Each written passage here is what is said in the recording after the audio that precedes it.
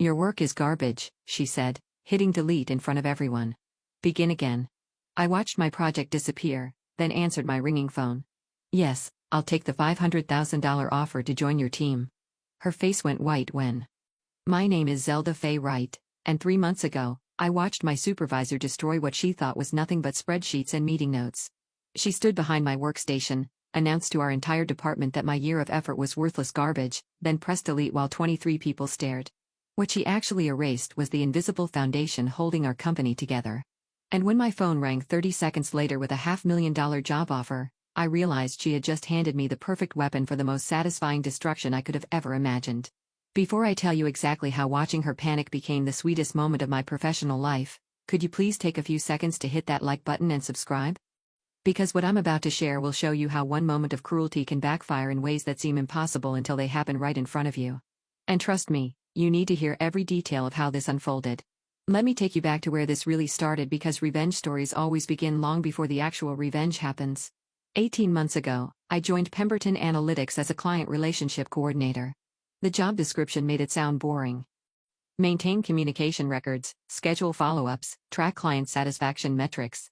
What they didn't mention was that our company was hemorrhaging accounts faster than anyone wanted to admit, and the previous person in my position had lasted exactly 4 months before quitting without notice. My supervisor made it clear from day one that she considered my role unnecessary overhead. She was one of those people who believed business relationships were purely transactional.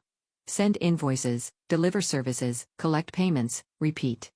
The idea that clients might want actual human connection was foreign to her systematic approach to everything. But I saw something different in those first few weeks. When I reviewed our client files, I found page after page of dry communication logs that read like robot conversations. No personality. No warmth. No indication that anyone at our company had ever bothered to learn anything personal about the people sending us thousands of dollars every month. So I started doing something that seemed radical in that environment. I began treating our clients like actual human beings. When Vernon Hutchcraft, who ran a mid-sized manufacturing company, mentioned during a routine check-in call that his golden retriever had just been diagnosed with hip problems, I made a note. 2 weeks later, I followed up asking how the treatment was going. He was so surprised that someone remembered. He spent 20 minutes telling me about his weekend trip to find a specialist veterinarian. When Constance Fairweather celebrated her textile company's 15th anniversary, I sent a personalized message acknowledging the milestone and asking about her plans for growth. She ended up scheduling an additional consultation session that brought in $12,000 of unexpected revenue. These weren't grand gestures or expensive gifts. I simply listened when people shared pieces of their lives, remembered what mattered to them, and followed up in ways that showed I actually cared about their success beyond what they paid us. Quinlan never understood what I was doing. She would walk past my workstation and see me typing what looked like casual conversation notes, and I could feel her disapproval radiating across the office space. During our monthly reviews, she would flip through my activity reports with visible frustration. "Why are you spending 45 minutes on calls that should take 15?" she would ask, tapping her pen against her clipboard. "Efficiency metrics show you're processing fewer interactions per hour than optimal." I tried explaining that longer conversations were building stronger relationships, that clients were specifically requesting to work with me on new projects, that our retention rate had improved by 37% since I started personalizing our approach. But Quinoa only cared about numbers that fit her spreadsheet formulas. What she didn't realize was that I was building something far more valuable than efficient call logs. I was becoming the bridge between our company and the people who kept us in business. Broderick Yates, who owned a chain of specialty bookstores, started calling me directly when he needed anything instead of going through our main number. He told me he appreciated talking to someone who remembered that he was passionate about vintage mystery novels and that his daughter was studying literature at university. Tempest Livingwell, whose catering business accounted for our third largest monthly revenue, began recommending our services to other companies specifically because she enjoyed our conversations about her weekend farmers market visits and her grandmother's recipe collection. Month after month, I watched our client satisfaction scores climb, while Quinoa remained focused on efficiency metrics that completely missed the point. She was measuring how quickly we could process interactions while I was building the loyalty that would determine whether those interactions continued happening at all. The breaking point came during our annual strategic planning meeting. Our CEO, Gideon Ashworth, was reviewing department performance when he mentioned that client retention had reached an all-time high. He specifically praised our relationship management approach and suggested expanding the personal touch strategy across other departments. I watched Quinla's expression shift as the credit for improved retention landed on what she considered my inefficient methods. After the meeting ended, she cornered me near the supply room. "I don't know what kind of performance theater you're running," she said, her voice tight with controlled anger. "But this company succeeds on professional excellence, not social hour conversations with clients." She assigned me to complete a comprehensive audit of all client interactions over the past year, demanding detailed documentation of every communication, every follow-up note, every relationship-building effort I had made. It was clearly intended as punishment. Hundreds of hours of bureaucratic busy work that would pull me away from the actual relationship building that was driving our success. But I approached the audit project with the same attention to personal detail that I brought to client work. I created intricate records showing not just what communications had occurred, but how those communications had translated into business outcomes. I documented the catering referrals that Tempest had generated, the expanded services that Vernon had purchased after we discussed his company's growth plans, the contract renewal that Broderick had signed early because he trusted our partnership. The finished audit was 53 pages of proof that personal attention to client relationships was directly responsible for over $200,000 in additional revenue. Every casual conversation about weekend plans or family celebrations had strengthened business ties that competitors couldn't replicate with their generic professional approach. I was proud of that audit. It represented not just a year of work, but a year of genuine connections that had transformed how our company related to the people who trusted us with their business, which made what happened next even more devastating. Quinla called an all-hands department meeting on a Tuesday morning in late autumn. She announced that we needed to review our client relationship protocols and that my audit would serve as a case study for discussion.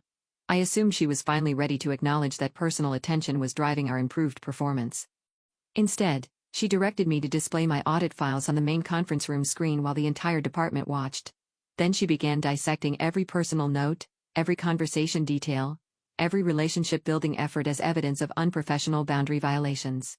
"This is exactly the kind of inefficiency that undermines our service standards," she declared, scrolling through months of careful documentation.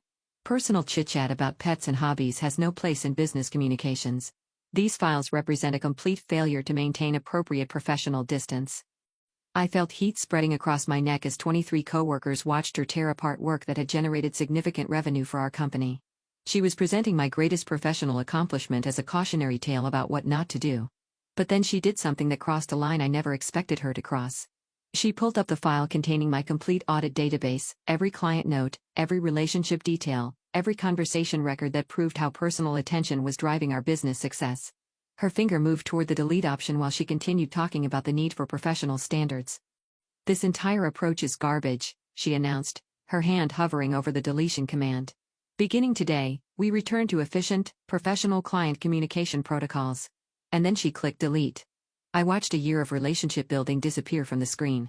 53 pages of documented connections that had generated hundreds of thousands of dollars in revenue gone in one vindictive moment. The silence in the conference room was absolute as everyone processed what had just happened. Quinella turned away from the screen with a satisfied expression, clearly expecting me to accept this humiliation and start rebuilding my work according to her preferred methods. But she had made one crucial miscalculation. While she was destroying my documentation, she hadn't destroyed the actual relationships I had built. The clients who trusted me, who called me directly, who had shared personal details about their lives and businesses, those connections existed in their hearts and minds, not in our computer files. And apparently, some of those connections had been paying attention to our company dynamics more carefully than anyone realized. My phone started buzzing before Quinla had finished explaining her new efficiency protocols. The caller ID showed Marlowe Partners, a consulting firm that had recently formed when 3 former colleagues left to start their own company. I stepped out of the conference room to take the call. My hands still shaking from watching my work get deleted in front of everyone. "Zelda," said the voice on the other end. "We've been watching what's happening at Pemberton and we want to talk." The conversation that followed would change everything. Marlowe Partners had been tracking our client retention improvements and they knew exactly who was responsible for the relationships that kept major accounts happy. They had been planning to approach me for months, but watching Quinla destroy my audit files had convinced them that timing was perfect. "We're prepared to offer you $500,000 annually to join our team," they said. "Plus equity participation and complete autonomy over client relationship strategies. We believe personal attention is the future of business consulting, and we want you to build that future with us." $500,000. More than double my current compensation, working for people who valued exactly what Quinla considered worthless inefficiency. But the most beautiful part of their offer wasn't the money. "We know you can't bring proprietary information from Pemberton," they continued. "But we also know that client relationships are built on trust and personal connection, not on database files. If you choose to join us and if clients choose to work with someone they trust rather than staying with someone who treats them like transaction numbers, that's simply the natural consequence of different business philosophies. I understood immediately what they were suggesting. They weren't asking me to steal clients or violate any legal agreements. They were simply pointing out that if I left Pemberton and clients decided they preferred working with someone who remembered their dog's health problems and their daughter's college plans, that was their choice to make. When I walked back into the conference room, Quinoa was still lecturing about professional efficiency standards, while my former coworkers stared at their hands or notebooks, clearly uncomfortable with what they had witnessed. She noticed my return and paused her presentation. "Do you have questions about our new communication protocols?" I looked around the room at people I had worked alongside for 18 months, then at the blank screen where my audit had been displayed before being destroyed, then back at Quinla's expectant expression. "Actually," I said, "I have something to announce." What happened next would become the most satisfying moment of my professional life, but I want to save that for the next part of this story because the revenge that followed was so perfectly orchestrated by Quinella herself, that you need to hear exactly how her own actions created the domino effect that brought down everything she thought she was protecting. The beauty of what unfolded wasn't that I planned some elaborate scheme to hurt her or the company. The beauty was that by deleting my relationship building work, she had just eliminated the only thing keeping our biggest clients from walking away. She thought she was deleting inefficient documentation. What she actually deleted was the foundation of customer loyalty that took a year to build and could disappear in a matter of weeks. And when my phone rang with that $500,000 offer, I realized she had just handed me the key to the most elegant revenge possible. Simply letting natural consequences unfold while she watched everything she thought she controlled slip away forever. "I'm resigning from Pemberton Analytics, effective immediately," I said. My voice steady despite the adrenaline coursing through my system. "I'll be joining Marlowe Partners as their Director of Client Relations." The conference room went completely silent. You could hear the air conditioning unit humming in the background and someone's pen clicking nervously against their notepad. Quinoa's expression shifted from smug satisfaction to confusion, then to something that looked almost like panic. "You can't just quit in the middle of a department meeting," she stammered, clearly thrown off by this unexpected development. "There are protocols, notice requirements, transition procedures." "Actually," I replied, pulling out my phone to show the contract offer I had just received. "My employment agreement allows for immediate resignation in cases of hostile work environment or professional misconduct. Having my work deleted in front of colleagues while being publicly humiliated qualifies on both counts." Gideon Ashworth, who had been quietly observing from the back of the room, stepped forward. "Perhaps we should discuss this privately before making any hasty decisions," but I was done with private discussions and diplomatic solutions. Quinla had chosen to humiliate me publicly, so she would get to experience the consequences just as publicly. "There's nothing to discuss," I said, gathering my personal items from the conference table. "My decision is final. I'll submit formal resignation paperwork within the hour." As I walked toward the conference room exit, I could feel 23 pairs of eyes following my movement. Some of my coworkers looked shocked, others looked impressed, and a few looked like they were reconsidering their own career choices. Quinla called after me, her voice higher than usual. "You're making a huge mistake. Marlowe Partners is a startup with no proven track record. You're throwing away job security for some fantasy about relationship building being more important than professional standards." I paused at the doorway and turned back to face her. "We'll see which approach proves more valuable." Within 24 hours, I had cleaned out my desk, completed exit interviews, and started my new position at Marlowe Partners. Their office was smaller than Pemberton's, but filled with energy and excitement about building something innovative in the consulting space. More importantly, I was finally working with people who understood that business relationships were built on genuine human connection, not efficiency metrics and standardized communication protocols. But the real validation of my decision came in the weeks that followed. As I watched the natural consequences of Quinla's actions unfold with devastating precision. I hadn't reached out to any Pemberton clients. I hadn't made sales calls or sent recruitment messages. I simply updated my professional profiles to reflect my new position and continued being the same person who had spent a year building authentic relationships with people who needed consulting services. The first call came on Thursday morning, 3 days after I started at Marlowe Partners. Vernon Hutchcraft, the manufacturing company owner whose golden retriever I had asked about during routine check-ins, called my new office number directly. "Zelda," he said. "I heard through the professional network that you've moved to a new firm. I wanted to congratulate you and ask about your new company's capabilities." We talked for an hour about his business needs, his expansion plans, and, yes, his dog's improved mobility after the specialist treatment. By the end of the conversation, he had scheduled a consultation meeting to discuss transitioning his account to Marlowe Partners. The second call came that same afternoon. Constance Fairweather, whose textile company anniversary I had celebrated, wanted to discuss her upcoming project needs with someone who understood her business philosophy. "I've been working with consulting firms for 12 years, she told me. "And you're the first person who ever made me feel like my company mattered beyond the invoice amount. If you're offering the same personal attention at your new firm, I'm interested in making a change." By the end of my first week at Marlowe Partners, I had received calls from 6 former Pemberton clients. Not because I had solicited them, but because they preferred working with someone who treated them as individuals rather than account numbers. Meanwhile, back at Pemberton Analytics, Quinla was starting to realize what she had actually deleted when she destroyed my relationship-building documentation. I heard about her growing panic through mutual connections in the professional community. Apparently, she had tried to reach out to major clients for routine check-ins, only to discover that many of them were no longer interested in continuing their contracts. When she called Vernon Hutchcraft to schedule his quarterly review, he politely informed her that he was exploring other consulting options and would not be renewing his annual agreement. When she contacted Constance Fairweather about upcoming project needs, Constance explained that she had found a consulting partner who better understood her business values. One by one, the clients I had spent a year building relationships with were making the choice to work with someone who remembered their personal details, their business challenges, and their individual communication preferences. Quinla had believed that client loyalty was tied to Pemberton's brand reputation and service quality. She was discovering that client loyalty was actually tied to the personal connections that made people feel valued and understood. The third week after my departure, I received a call that made everything clear about how devastating Quinla's decision had become. Broderick Yates, the bookstore owner who had started calling me directly instead of going through Pemberton's main number, wanted to share some information that he thought I should know. "Quinla called me yesterday," he said, asking if there were any service issues that might explain why I was considering other consulting options. "When I told her I was following you to Marlowe Partners because I valued our personal connection, she actually argued with me about it." He laughed, but not in a way that suggested he found it amusing. "She told me that professional relationships should be based on service quality, not personal chit-chat about books and family. She said I was making an emotional decision instead of a business decision. Can you believe that? She was lecturing me about how I should choose my own consulting partners." That phone call revealed everything about why Quinla's approach was failing so spectacularly. Even when faced with the evidence that personal relationships were driving client decisions, she couldn't adjust her philosophy. She was still trying to convince people that efficiency metrics mattered more than feeling valued and understood. By the end of my first month at Marlowe Partners, 14 former Pemberton clients had either switched to our firm or initiated conversations about potential transitions. These weren't small accounts.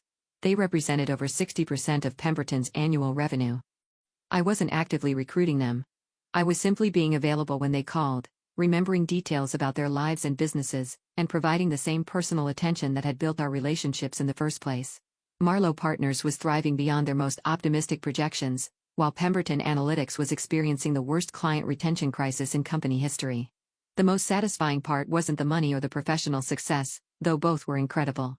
The most satisfying part was knowing that Quinla had created this entire situation herself through her stubborn refusal to value what clients actually wanted. She could have supported my relationship-building approach. She could have learned from the improved retention rates and client satisfaction scores. She could have recognized that personal attention was generating measurable business results. Instead, she had chosen to publicly humiliate me and delete work that represented hundreds of thousands of dollars in client loyalty, apparently believing that her efficiency-focused philosophy was more important than actual evidence of what worked. 2 months after my departure, I heard through professional networks that Gideon Ashworth had called an emergency board meeting to address the client retention crisis. Pemberton Analytics was facing the possibility of layoffs, reduced operations, and potentially selling to a larger firm to survive the revenue loss. Quinla, who had been so confident about her professional standards and efficiency metrics, was now scrambling to explain how the company had lost most of its major accounts within 8 weeks. According to sources who were still working there, she had initially tried to blame my departure for the client defections, arguing that I had somehow poisoned client relationships or violated ethical standards to steal accounts. But the timeline didn't support her accusations. Clients weren't leaving immediately after I resigned. They were leaving after attempting to maintain relationships with Quinla's new efficiency-focused approach and discovering that they preferred working with people who treated them as individuals. The board investigation revealed exactly what I could have told them months earlier. Clients choose consulting partners based on trust, communication quality, and feeling valued. Not on how quickly their calls get processed or how efficiently their concerns get categorized. Quinoa had spent a year dismissing relationship building as inefficient social hour conversation, And now she was facing the consequences of that philosophy in the form of client defections that threatened the entire company's survival. 3 months after my departure, I received the call that made this revenge story complete. Gideon Ashworth contacted me personally to discuss what he called a potential partnership opportunity. He wanted to know if Marlowe Partners would be interested in acquiring Pemberton Analytics' remaining client accounts and possibly hiring some of their staff during what he described as a strategic restructuring process. The company that had considered my relationship-building approach inefficient garbage was now hoping to sell their remaining assets to the firm that had been built on exactly the principles Quinla had rejected. During our conversation, Gideon mentioned that they were also re-evaluating leadership approaches in their client relations department. Reading between the lines, it was clear that Quinla's position was no longer secure. "I have to ask," he said toward the end of our call, "what would it take to bring you back to Pemberton as Director of Client Relations? We're prepared to offer significant compensation increases and complete autonomy over relationship management strategies." The irony was incredible. 3 months after watching my work get deleted in front of my colleagues, I was being recruited back to implement exactly the same approach at a much higher salary with complete authority over the department that had rejected my methods. But I had no interest in returning to work for people who had only learned to value my approach after losing millions of dollars in revenue. "I appreciate the offer," I told him, "but I'm very happy with my current position." Marlowe Partners understood the value of personal client relationships from day one rather than having to learn it through crisis. 6 months after leaving Pemberton Analytics, I was promoted to senior partner at Marlowe Partners with equity participation and responsibility for expanding our client relationship philosophy across multiple service lines. The clients who had followed me from Pemberton became the foundation for our most successful year in company history.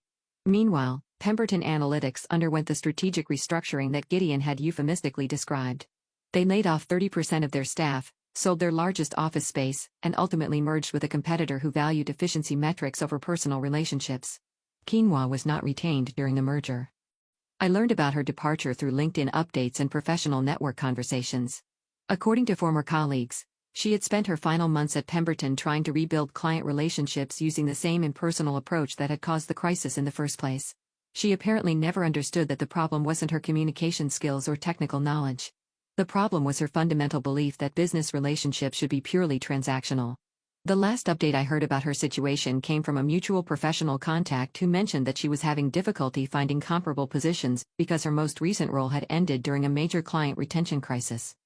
Potential employers were understandably concerned about hiring someone whose management approach had contributed to such significant revenue loss, especially in client-facing roles where relationship building was considered essential.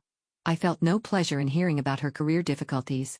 My satisfaction came from knowing that the principles she had mocked and rejected were now recognized throughout our industry as essential for sustainable business success. Every consulting firm was investing in personal client relationship strategies. Every professional development program emphasized the importance of treating clients as individuals rather than transaction sources. Every successful consulting practice prioritized exactly the approach that Quinla had considered inefficient garbage. She had been wrong about what clients valued, wrong about what drove business success, and wrong about the importance of personal connections in professional relationships. And her wrongness had been revealed not through elaborate schemes or calculated attacks, but simply through allowing natural consequences to unfold after she chose to publicly destroy work that represented the foundation of customer loyalty. The most elegant revenge is always the kind where your enemy defeats themselves through their own actions and you simply have to step aside and let their poor decisions create the destruction they deserve. Today, 2 years after watching my audit files get deleted in front of 23 colleagues, I'm running the client relations division for one of the fastest-growing consulting firms in our region. Our success is built entirely on the principle that Quinla rejected: that business relationships thrive when people feel valued, understood, and personally connected to their service providers. Every day, I get to work with clients who appreciate having their birthdays remembered, their family updates acknowledged, and their business challenges addressed with genuine personal investment in their success. And every day, I'm reminded that the best revenge against people who undervalue your contributions is simply proving them wrong through your continued success elsewhere. Quinella thought she was deleting inefficient documentation when she destroyed my relationship building work. What she deleted was the only thing preventing her professional world from collapsing around her. Sometimes the most satisfying revenge is just letting people experience the natural consequences of their own terrible decisions while you build something better somewhere else. If this story resonated with you, or if you've ever had someone undervalue work that you knew was important, I'd love to hear about it in the comments below. Sometimes the best therapy for professional betrayal is sharing stories with people who understand what it feels like to have your contributions dismissed by people who should know better. And if you enjoyed hearing about how deleting my files became the beginning of Quinla's professional downfall,